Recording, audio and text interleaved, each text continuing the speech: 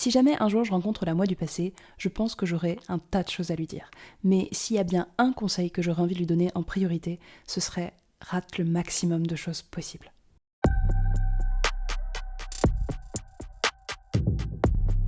En fait, je me rends compte que, avec le temps et l'expérience, ce qui a fait le plus de bien dans ma vie, c'est de rater des trucs. C'est-à-dire que on se souvient souvent de plein de beaux moments, on se souvient souvent de trucs importants, de choses qui nous ont marqués, mais la plupart des choix sécures que j'ai faits, je m'en souviens pas. Et je me souviens surtout de ce qui m'a fait avancer, de ce qui m'a fait progresser, de ce qui m'a marqué. Et ce qui m'a marqué très souvent, c'est les erreurs. C'est les trucs qui te font dire, plus jamais tu recommences ça parce que sinon c'est la merde. Et aussi, waouh, qu'est-ce que c'était drôle. Parce qu'en fait, toutes ces erreurs-là, très souvent, elles viennent avec un truc un peu ridicule, un peu honteux, mais aussi une bonne anecdote que tu peux balancer à tes potes en soirée. Et au final, vraiment, le meilleur des apprentissages que j'ai jamais eu, c'est tout ce que j'ai raté. C'est toute l'expérience que j'ai pu accumuler au travers de ça, et aussi et surtout la résilience que ça te donne. Parce que c'est déjà un conseil connu, ce truc de pour pouvoir réussir, il faut d'abord échouer, il faut récolter de l'expérience, il faut récolter des informations grâce aux échecs, et pouvoir après, à partir de là, dessiner de meilleures directions, de meilleures décisions, développer son intuition. C'est un truc connu, ce truc-là. Mais aussi, un des avantages que j'ai réalisé récemment, c'est que ça m'a rendue beaucoup plus résiliente que d'autres personnes. Parce que au début de ma vie, j'ai plutôt réussi plein de trucs. J'ai eu beaucoup de chance, je réussissais bien à l'école, j'étais plutôt douée dans plein de petits hobbies, et donc du coup, j'avais pas trop de paliers. Mais ce que ça m'a aussi donné, c'est la peur d'échouer. C'est-à-dire que je me suis dit, mais si jamais je fais vraiment de mon mieux, je vais atteindre un stade où je vais rater, où on va voir que je m'en sors pas, et j'avais très peur d'atteindre ce seuil-là, ce palier, cette espèce de plafond qui me permettait de dire, si jamais je touche ça un jour, j'aurai plus jamais le plaisir du toujours plus, de réussir un nouveau truc, d'avoir confiance en moi et de me dire, waouh, c'est génial, j'ai réussi. Et j'avais l'imaginaire que le moment où je toucherais ce plafond-là, tout allait s'écrouler. J'allais me rendre compte d'une limite que je pourrais jamais surmonter, j'allais avoir honte, j'allais perdre toute confiance en moi, et j'allais prendre un genre de claque de réalité, tu vois, tu vaux que ça. Et donc je révisais toujours mes contrôles à moitié, je faisais toujours 50% de ce que je pouvais faire, en me disant bien évidemment que si c'est pas grave, je passais les bonnes notes, ça allait suffire. Mais j'ai pas développé beaucoup de courage, parce que ça restait un choix très safe, de me dire, je fais juste ça, et tant pis. Mais safe, ça a jamais rendu personne heureux.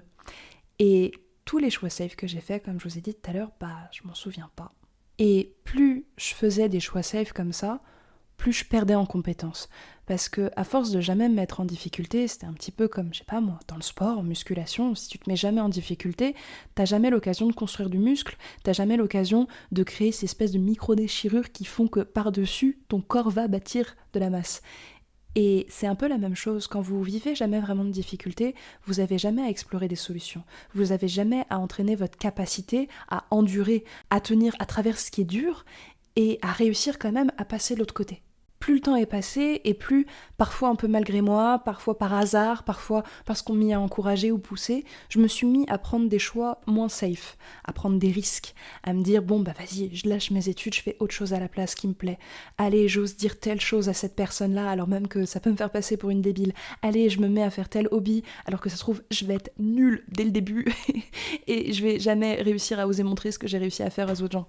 Et finalement, le fait de faire tout ça, ça m'a fait développer un tas de compétences dans un tas de domaines. Ça m'a fait avoir des tonnes d'expérience, des tonnes de fou rire avec plein de gens parce que souvent c'était nul. Et j'ai envie de vous dire, même là, le fait de faire une chaîne YouTube, c'est complètement stupide. J'arrête pas de rater et je rate plein de trucs.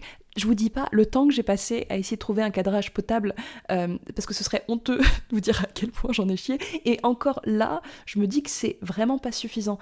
Et pourtant, je préfère le faire quand même et rater quand même. Parce qu'à partir de celui-là, à partir de cet échec-là, je vais réussir à bâtir la suite. Et surtout, si j'arrive à survivre à travers ce malaise-là et cette honte-là, qu'est-ce qui va se passer à la fin de la journée ? À la fin de ma journée, j'aurai tourné une vidéo plutôt que rien. Et donc, je vais être plus fière de moi, je vais avoir quand même progressé. Sans doute que j'ai pas résolu le problème et que j'ai pas encore trouvé le cadrage idéal. Mais à force d'essais, erreurs et de toucher à plein de choses, je vais finir par tomber sur la solution. Et surtout, je vais apprendre à traverser ce sentiment-là d'impuissance, de honte, le manque de confiance en soi, toute la partie négative qu'il peut y avoir autour de l'échec. C'est un peu comme si cet état-là, j'y trouvais une forme de familiarité à force de passer dedans. à force de me mettre en difficulté, à force de rater, à force d'échouer, je me rends compte au fur et à mesure que ça fait que passer. Et le plus je le fais, le plus ça passe vite. Ce qui fait qu'aujourd'hui, par rapport à peut-être beaucoup d'autres gens, quand je vois un truc hyper difficile, je me dis chouette, on y va. Bien évidemment qu'on va s'en sortir, bien évidemment que ça va aller. Sans doute que sur le moment, on va être par terre en PLS, mais à force de tenir là-dedans, on n'a plus peur de rien. On se sent plus vivant à travers la difficulté. On développe quelque chose de profond, un genre de foi dans l'univers. Presque même, en fait, on y prend goût. On se rend compte que c'est souvent là-dedans qu'on a les meilleurs progrès, qu'on a le meilleur lien aux autres, qu'on développe la meilleure confiance en soi. C'est meilleur quand c'est difficile. Et de développer ça dans votre tempérament, parce que à force d'être dedans, ça devient presque un trait de caractère, ça devient une habitude, vous avez du goût pour tout ce qui demande du courage, qui demande des efforts, qui demande une forme de bravoure, et derrière, je vous assure qu'il vous arrive de bonnes choses dans la vie. Contrairement à mon habitude du passé, qui était de surtout jamais toucher la limite, au risque de réaliser ce que c'est et de me sentir nulle, maintenant, non seulement je vais chercher la limite, mais je sais que je vais finir par la dépasser si je m'y cogne assez souvent. Et ça développe tellement d'espoir. L'espoir, si vous voulez, c'est un peu le meilleur truc pour combattre la dépression. La dépression, c'est le « j'ai pas envie, j'ai envie de rien, il n'y a rien qui en vaut la peine, il n'y a rien qui m'anime, il n'y a pas de libido, d'envie de vivre ». Alors que là, à force de se rendre compte que la limite n'était pas forcément là où on pensait et qu'elle ne fait que croître, qu'on ne fait que croître à force de rentrer dans les choses difficiles, on se dit que ok, c'est galère, ok, c'est pas cool, c'est pas agréable, mais j'ai la foi que le plus je vais dedans, le plus ça va avancer, et donc ça a du sens. Et beaucoup de choses difficiles dans votre vie prennent du sens, parce que même quand vous n'arrivez pas à les surmonter, elles font de vous quelqu'un de meilleur, quelqu'un de plus brave. Et j'essaye régulièrement, au moins une fois par semaine, de me mettre dans la merde, de me mettre dans une situation dans laquelle je sais que je vais être en difficulté. Je vais pas réussir à m'en sortir comme ça, et aujourd'hui, c'est un peu ce que j'ai fait. Je me suis dit, vas-y, je lance une vidéo, je me prépare pas, je n'écris rien. Et forcément que la vidéo, elle va être moins bonne que d'habitude. Elle va pas être bien scriptée, je vais pas être très à l'aise, et je vais plus galérer que d'habitude, et sans doute que le résultat plaira moins à des gens. Mais à la fin de la journée, j'aurais développé un petit peu plus ma capacité à improviser, à affronter le côté terrifiant de la caméra et d'être plus à nu que préparé, à avoir tout magiquement préparé. Je vais me dire que ça valait la peine que je développe le courage un dimanche après-midi de sortir ma caméra et de me mettre à travailler plutôt que de m'affaler sur le canapé.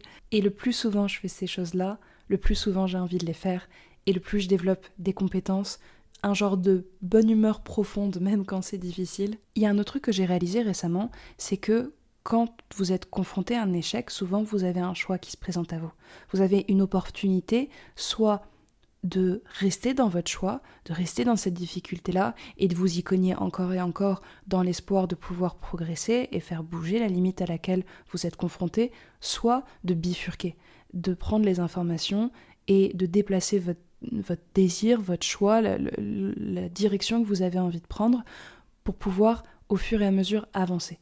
Parce que ça, c'est un truc que je dis souvent aux patients, on est trop souvent paralysé par la peur d'échouer et on est là, à cet endroit-là, à se dire « je pourrais aller là, là, là, là, mais je sais pas où aller » et donc dans le doute, je vais rester là pendant un temps pour réfléchir. Sauf que le temps pour réfléchir, des fois, il vous prend 10 minutes, mais il y a des gens à qui ça peut prendre jusqu'à 2 ans pour ne jamais faire le moindre pas en avant, 2 ans, 10 ans, 15 ans, et se réveiller un jour en se disant « mais pourquoi je suis encore là ?»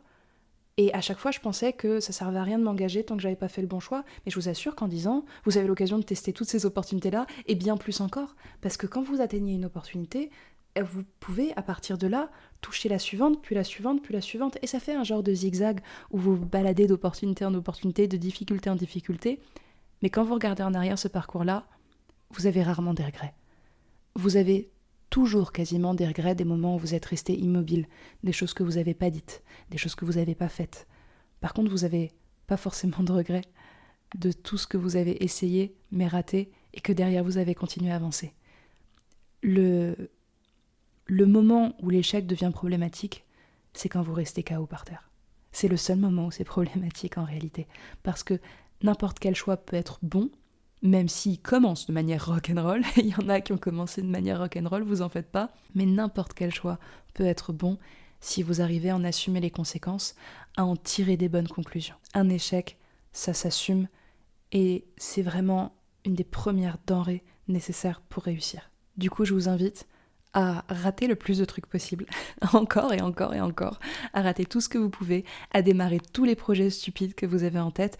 Évidemment, vous n'êtes pas obligé de le faire n'importe comment, et vous pouvez tout à fait vous dire juste, bon bah, dans toutes mes semaines, j'ai 2-3 fois 10 minutes pour rater des choses, et le reste du temps, je reste quelqu'un de très sécure, de très stable, je fais les choix les plus sécurisants, mais juste, je m'accorde cette opportunité-là de rater, d'essayer, de goûter, qu'il n'y ait pas d'enjeu dans ce que j'ai envie de faire. Et que si jamais j'ai envie de me mettre à la guitare, bah je me mets à la guitare. Et oui, je vais être mauvais, mais c'est pas grave, c'est 10 minutes de perdu qui finalement vont se transformer en anecdotes, en moments rigolos, en pourcentage de recherche vers le hobby de vos rêves. Ce qui serait du temps gaspillé, c'est le temps à réfléchir à ce que vous allez faire sans jamais rien faire de votre vie. Donc, je sais plus comment vous le dire, mais rater des trucs. Et si jamais vous avez un projet en tête et que vous avez peur de vous lancer, n'hésitez pas à aller regarder cette vidéo-là qui pourrait vous plaire parce qu'on y parle de comment est-ce qu'on arrive à oser lancer un projet quand c'est difficile, quand on a peur du regard des autres, de soutien de notre famille. Ça peut peut-être vous aider à passer enfin le pas de démarrer ce projet. Ne laissez plus la peur d'échouer vous paralyser. Et en attendant, je vous remercie d'avoir regardé cette vidéo jusqu'au bout et je vous dis à tantôt pour la prochaine. Pourquoi est-ce que c'est toujours pile au moment où j'ai envie de filmer que les voisins du dessus se mettent à faire du bruit ? Je sais pas si vous l'avez entendu, mais genre, il y avait rien et d'un seul coup c'est la jungle.